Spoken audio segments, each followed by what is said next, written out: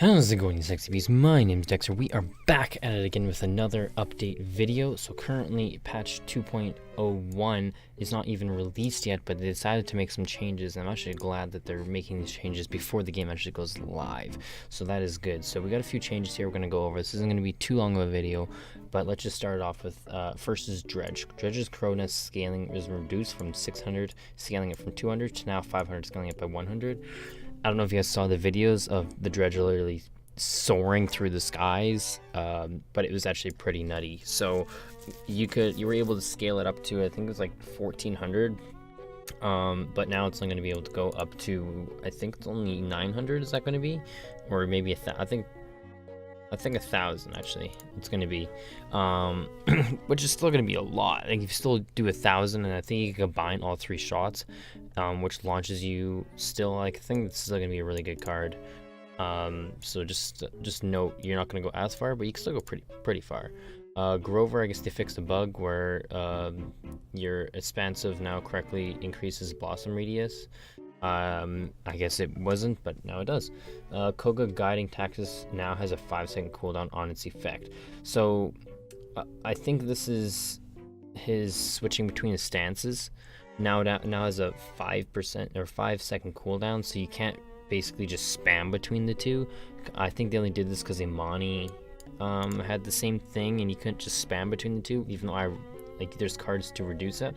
I don't know, again, if there's another card to reduce guided tactics to make it lower or reduce the cooldown, but so yeah, you can't spam between your fangs and your machine guns anymore. So big nerfs to Imani, like a lot of really big nerfs to Imani. So spitting ice damage reduced from 400 to 350. I guess they were saying because you were killing people, like, where does it say here? You were killing people with like 2 shots. After the third, I guess we'll hit total of 2,600 damage and killing most champions, which is true. So basically 3 shots, and your third one does double damage. So it's basically 4 shots within 3, and it's doing 2,600 damage, which is too much, I guess. So they reduced her ice spike by 50, which is fine, and then her damage fall off is decreased though. So you can shoot a little bit farther. That's good. Her mana rift motionless duration reduced to 1 second. I think it was 1.5. I think before, so they reduced it a little bit, so you don't have to stand completely still, and you can also do a little bit of wiggles around in your bubble of mana. So that's better for your mana rift. Frostbolt mana generation decreased, so you have to now hit more. I think it's now 4 shots, and you get your 5th one. They're saying up here.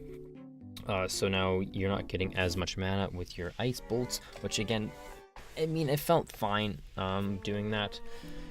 I wasn't too upset when they did this, but then her frostbolt projectile size is also decreased, so now it's harder to hit. I guess you're shooting basically semi-trucks at people, so they're saying it's too big, so they decreased it a little bit. Now your fireball damage increase, this one I still don't even think it's enough. So your fireball damage increases from 1,000 to 1,100.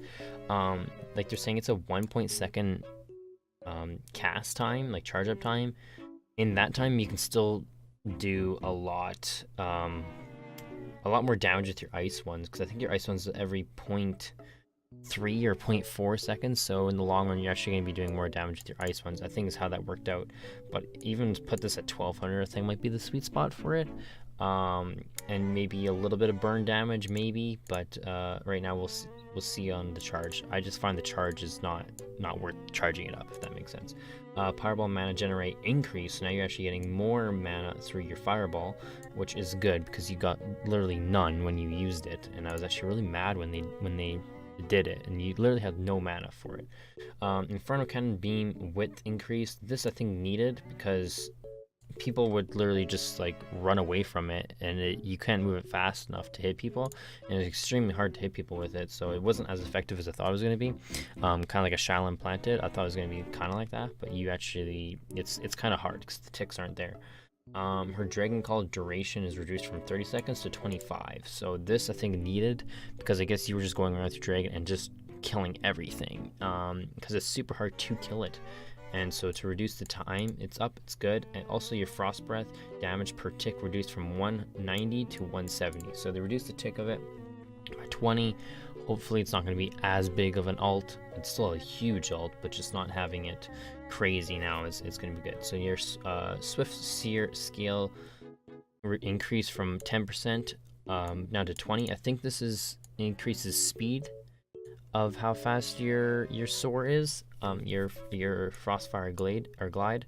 I think this is what this does. So now you can glide faster by 20%. I think is what it is. But I'm not 100% sure on that one. But yeah, now your frost glide duration increased by 2.5 seconds to now 3 seconds. Now you're gliding for 3 seconds. You can also increase that more, which I think that's really good. Her getaway was kind of lackluster because of how slow it was in the air. So now to have that at 3 seconds and increase by 20%, I think it's going to be really good. So if you can have like this at 5, increase it by 100%, you're going to be literally like flying everywhere. It's going to be like probably like an Eevee soar almost. Con, his overpower range reduced from 300 to 180. I guess they were still just grabbing people and chucking them everywhere. I guess they didn't like that. And your overpowered damage is reduced from 900 to 700. Again, I guess it was still just too powerful even with the trick shots, so I guess players wanted it less. Players with overpowered range will appear with an orange outline. I haven't checked this out yet, but I'm hoping it's noticeable. But yeah, anyways, power siphon cooldown now reduced from 3 seconds to 1 second. This was needed. This, like, putting it to 3 seconds, I think they did this a couple patches before and it absolutely destroyed term. It was stupid on why they did it, and I don't know why, but anyways, so they reduced it now to 1 second, which is enough time where you can get some damage off to term, but still have them viable. So I'm glad they have it at 1 second, maybe 1.5 seconds, split the difference, but we'll see. Anyways, guys, that is basically the update for the patch notes. If you guys enjoyed, leave a like down below. If you haven't already, forget to punch that subscribe button in the face. I'll be back with another Paladins video probably tomorrow. Anyways, guys, have a good one. Stay awesome.